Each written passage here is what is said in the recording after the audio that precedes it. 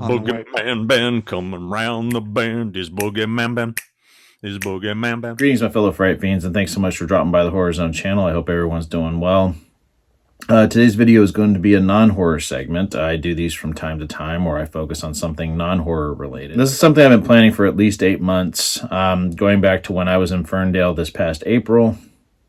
Of course, I was there to do footage for that documentary, my little mini documentary that I put together in July of this year, My Life in the Lot, focusing on my favorite movie of all time, Salem's Lot, which was shot in Ferndale back in 1979 and some of the surrounding towns like Fortuna and Eureka. Not only was I there recording footage for that film, but I knew that this year was going to mark the 21st anniversary of another film that was shot in Ferndale, a really big budgeted film that was shot in 2001 and was directed by Frank Darabont, starring Jim Carrey. Of course, the movie I'm talking about is The Majestic. This was Frank Darabont's follow-up to The Green Mile, which came out in 1999. The Majestic was shot in Ferndale in the early part of 2001. They started shooting it in March of that year. And it was also shot in other locations in California, like Trinidad. It was shot in Mendocino, Fort Bragg, and then, of course, Los Angeles. But the bulk of the film was shot in Ferndale. And doing this video also comes with a little bit of tragic news regarding my favorite town. Yesterday at about 2:34 in the morning, the area was struck by a magnitude 6.4 earthquake, which is crazy because exactly 1 year ago on the 20th, there was another earthquake, a 6.2, that happened in the same area. It was centered around more Rio Dell, but Ferndale did sustain some damage. They haven't had power since the earthquake. A lot of places are running on generators right now. And the Fern Bridge, which is a lead into town, was damaged. And I'm really saddened that this had to happen to the people that I know there, the town.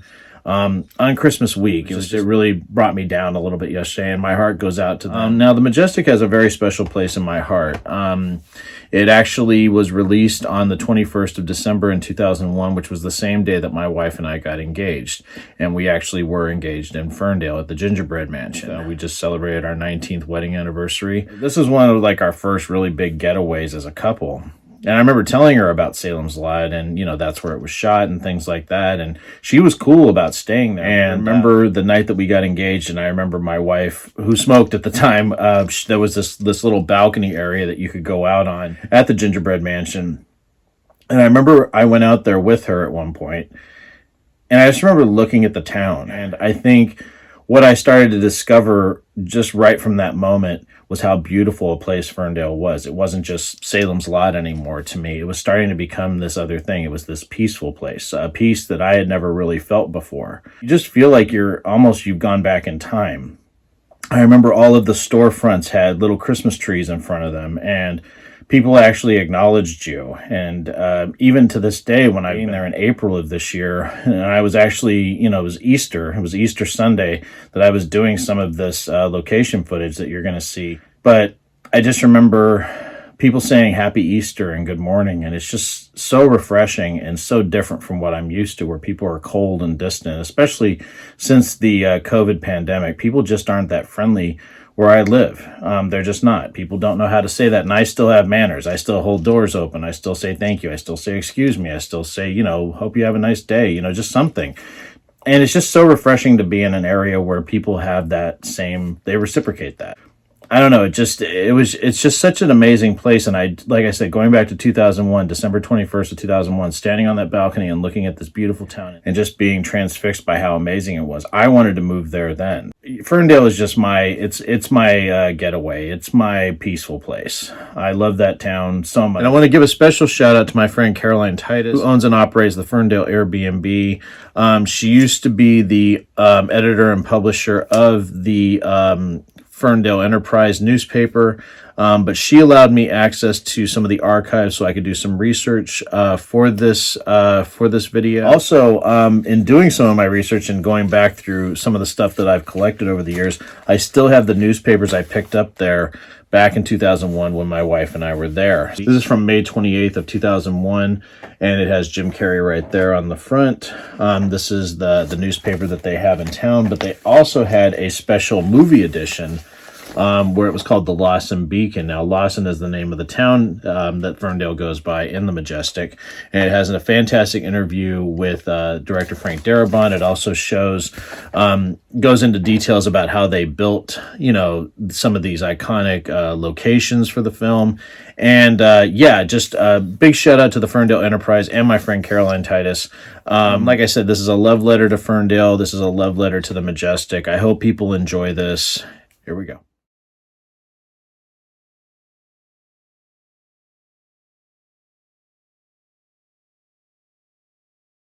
The Majestic was written by a high school buddy of Darabont's, Michael Sloan. During an interview with the Ferndale Enterprise, he said it's a movie about the heart of a community involving a young screenwriter played by Jim Carrey, who after a car wreck suffers from amnesia and is mistaken in the small town of Lawson for one of their thought to be dead soldiers. Carrey's father owns the Majestic Theater, and together they restore it, while the town slowly deals with the grief that has gripped since the end of World War II after losing most of its young men. The story also revolves around the Red Scare and the communist hunting and Hollywood blacklisting during the 1950s. During this interview with Darabont, the question was posed, like, how did you find Ferndale? He said, I discovered Ferndale not in relationship to the film, but as a visitor about 10 years ago. My brother lives up in Seattle, so I drive up there at least once a year. I always have loved Victorian architecture, so I had heard about this place.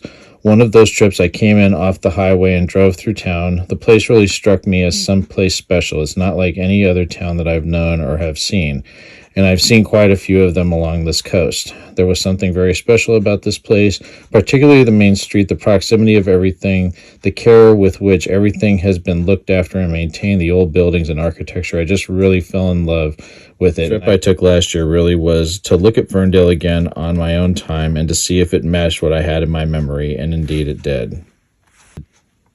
Darabont also addressed in the interview why he picked Jim Carrey, because it didn't seem like a movie Jim Carrey would typically do.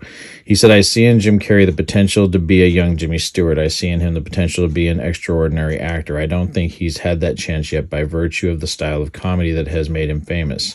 I don't think he's been given the chance to show what he can do. I've seen it in his other work, in bits, little glimpses of him that I think this guy is so ready to make that kind of transition, in the same way Tom Hanks made the transition from the wacky guy to the guy he is today. It's hard for people to remember that Tom Hanks started off on Bosom Buddies, doing a crazy comedy dressed up as a girl. He did Splash and Bachelor Party, and he was this wacky guy. At a certain point, he realized that was a dead end. Not a dead end necessarily by limiting him, but limiting in terms of what he wants to do with his career and his life and his art.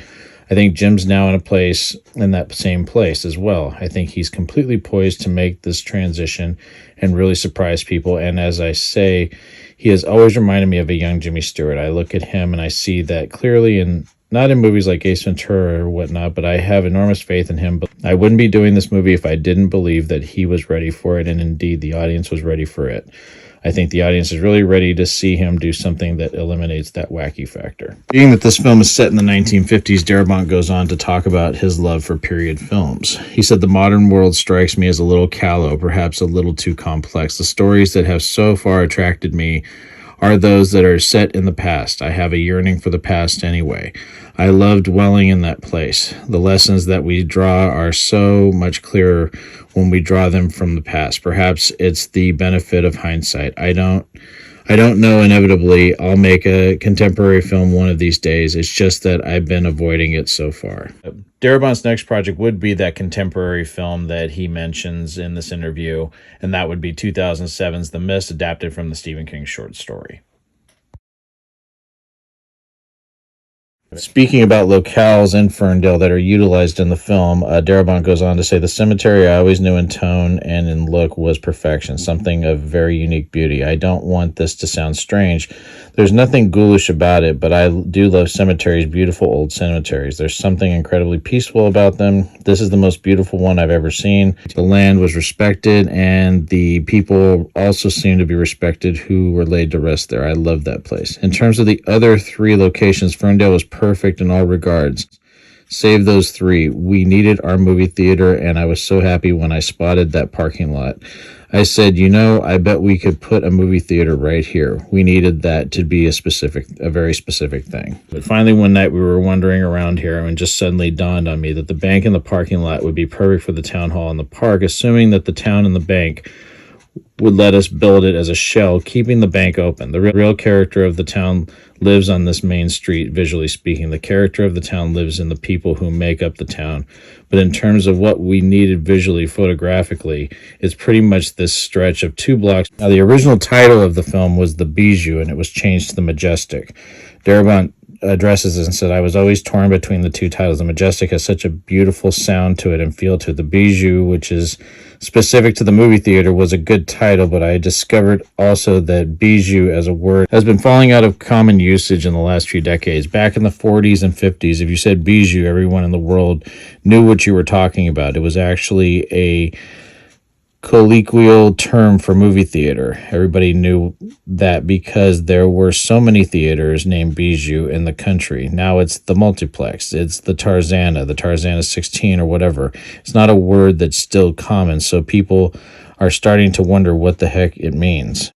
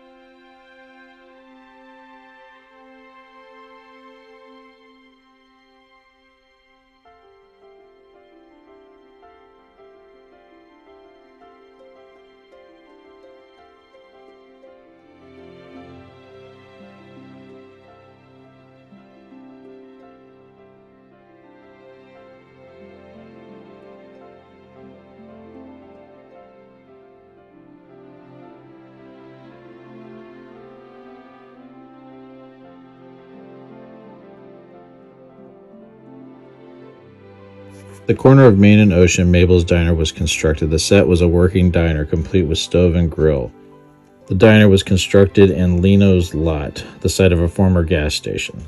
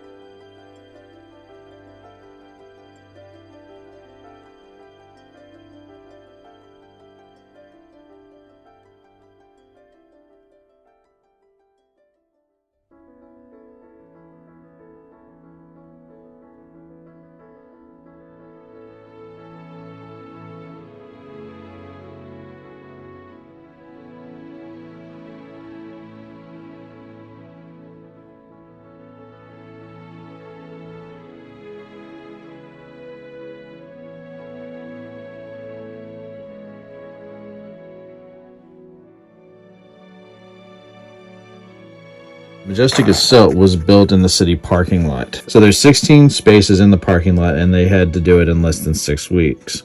With a lot of hard work and a tremendous amount of vision, It all began the first week of February of 2001 with the sinking of fir poles in the lot. A foundation was poured and massive ironwork brought in. The plywood framed the shape to come, and then came the fun part. Hollywood painters antiqued the theater, since in the beginning of the Majestic, the theater is in a state of neglect. Included in the retro painting was the installation of 2 corner figures made to look like carved wood, but in reality as light as plastic.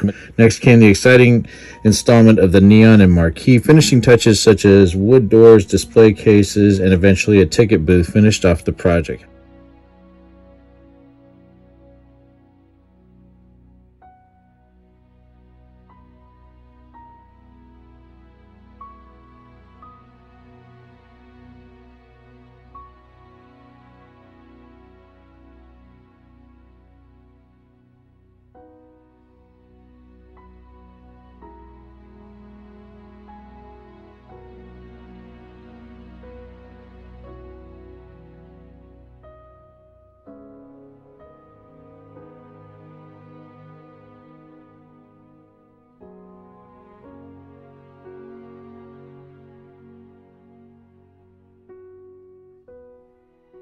At the Ferndale Cemetery, more than 6 grave markers were erected in this movie graveyard. The markers designated the number of soldiers the town of Lawson lost during World War II.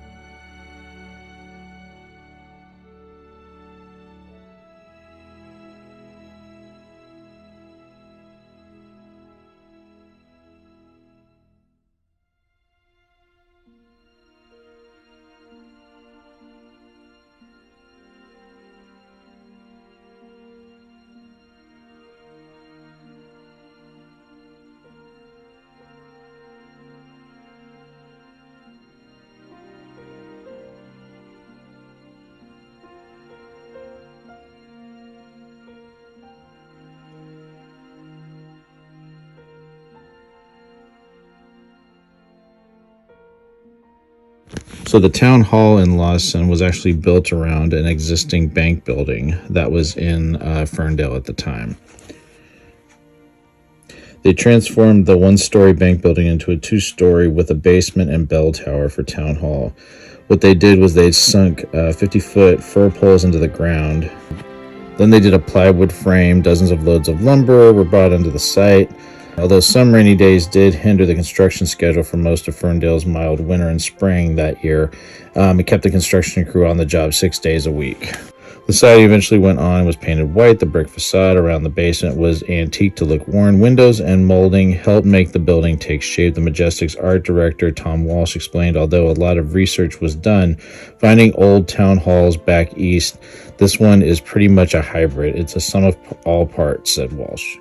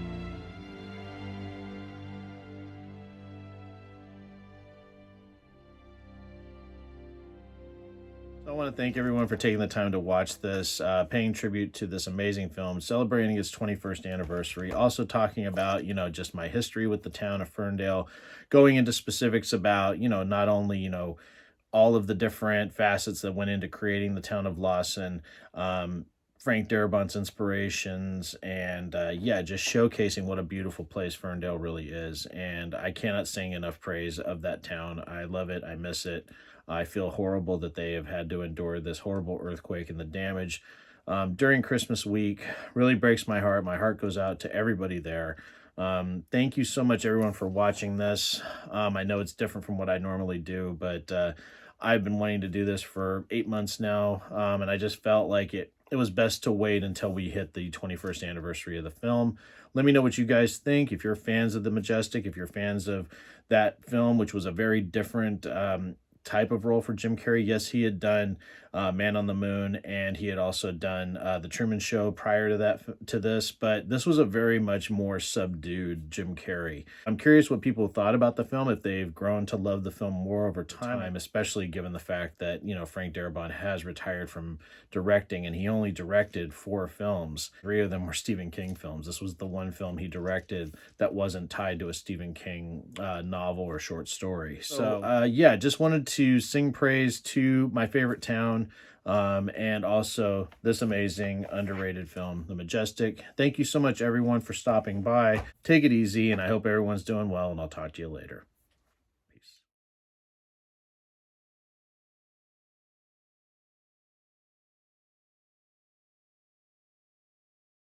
Hey, fellow Fright Fiends, just want to say thank you again for supporting BoogeyMan Ben's Horror Zone. If you're brand new to the channel and you haven't yet subscribed, please hit the subscribe button down below, hit the bell notification so you're updated every time I drop a new video. I typically do this once or twice a week with new content. I've been doing this for over 11 years, and the horror genre is a passion of mine, and it really means a lot to me that I can share that passion with all of you guys. Thanks so much again for the support, and I'll talk to you again later. Take it easy, stay scared as always.